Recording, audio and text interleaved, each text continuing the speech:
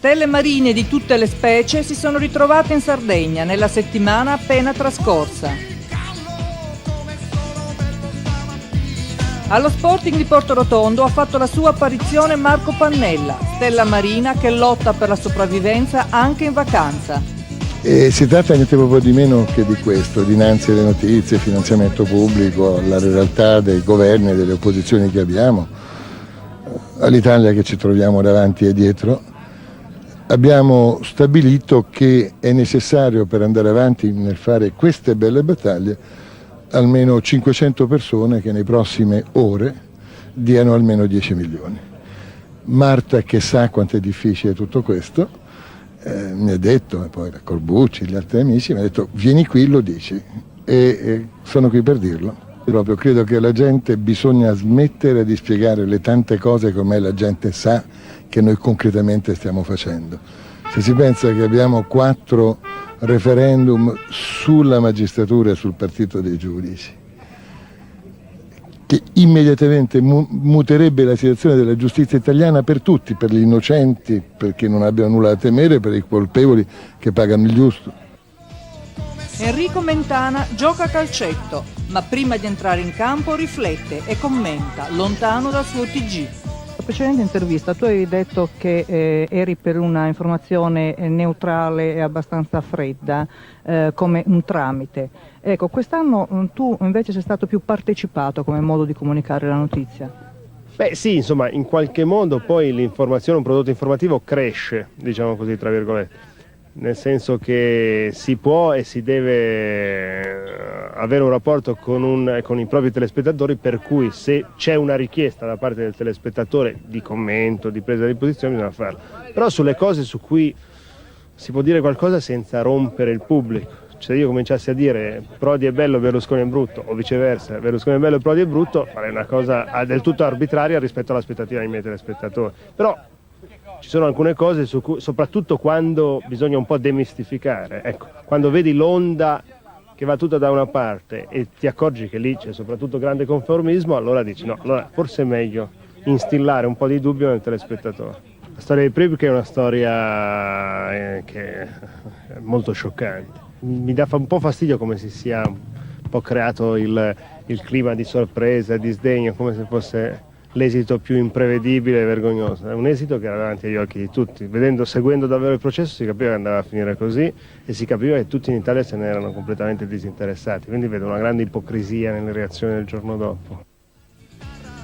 Nino Frassica, al sopravvento di Portocervo, gioca con stelle marine, trote e triglie. Stella Marina è la mia trasmissione preferita degli ultimi 500 anni, diciamo così. Si dà all'operetta? Io ho un impegno futuro, sì. Mi piace spazzare, io spazzo molto, spazzo di qua, spazzo di là. Spazzare nei vari generi è la vera arte è la musica. L'operetta, che dicevamo prima, la vera arte è l'operetta. La vera arte poi che cos'è? La televisione. La vera arte è la televisione. E anche i libri che tu hai scritto. I libri. La vera arte. L'ho scritto. Scripta Amen Verma Holland. Adesso lo lasciamo alla sua cena. Che cosa mangerà stasera? Stasera mangerò tonno con contorno di tonno, spaghetti alle gondole, tutto roba di mare, trotere, tre trotere contro tre trote e una bella triglia, 3 triglie contro 3 trotere. Buon appetito. Auguri. Il cuore di Marta Marzotto, super tifosa, reduce d'Atlanta, batte per l'indomito Marco, naturalmente Pannella.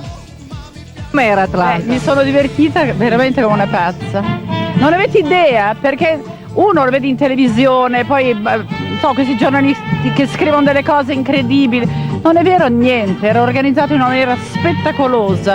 I nostri campioni fantastici, un'emozione incredibile. Dopo 5 minuti eravamo tutti a tifare per le strade, tutti vestiti da americani. Insomma, io veramente niente è più pazzo di una vecchia pazza. Ritorno, tu hai portato con te a Portorotondo Marco Pannella, ecco, per combattere insieme questa lotta di sopravvivenza praticamente. Vedi, la gente, gli ho detto Marco, la gente è convinta che votare Marco Pannella che è per bene, che qualche volta dice anche in maniera un po' da cialtrone un po'. La realtà è invece che la gente è convinta di buttare via un voto, è sbagliato, e se tutti lo pensassero così nessuno, allora continuiamo a votare quelli che rubano, quelli... Marco è una persona per bene, è un grandissimo, grandissimo politico puro poi, e trovo profondamente ingiusto che le persone come Marco debbano ritirarsi a favore di questa cozzaglia che ci abbiamo, che è una cosa indegna. Il fotografo Roberto Granata presenta i suoi nudi, belli da morire, svela i segreti delle stelle.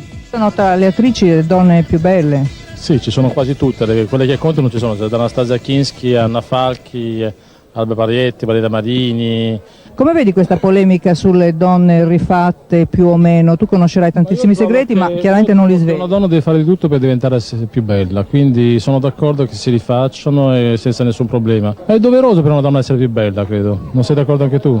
Sì, io sono d'accordo, ecco, ma quello che secondo te è cambiata la mentalità degli uomini, sono più pronti adesso ad accettare una donna rifatta? Io credo che anche loro, anche gli uomini abbiano cominciato a rifarsi. Sono anche tanti quelli che conosco che si rifanno tranquillamente, senza dirlo perché chiaramente hanno delle remore, forse si vergognano, ma tantissimi uomini si fanno mettere a posto le orecchie a sventola, si fanno fare la bocca, ho visto, il naso, ma tanti, soprattutto nell'ambiente del cinema della moda. Quindi anche questo chiasso intorno alle presunti rifacimenti della Marini, insomma è tutto un chiasso che non... Valeria è stata una donna intelligentissima, chiaramente l'ha tenuto nascosto perché lei non ha piacere, chiaramente, perché sapendo le critiche a cui va incontro è normale che non ha piacere che si dica, ma in ogni caso è stata una donna intelligentissima, ha fatto le cose benissimo perché ha usato i migliori chirurgi per fare questa cosa e il lavoro che hanno fatto su di lei è notevole, perché non sembrerebbe poi, assolutamente. Come anche la Parietti ha fatto un ottimo lavoro, la Falchi col seno, ecco la Falchi ha fatto solo il seno e basta. A Porto Rotondo la festa in bianco di Giulia Cumini, presentata da Fabrizio Maffei, diventa stella marina.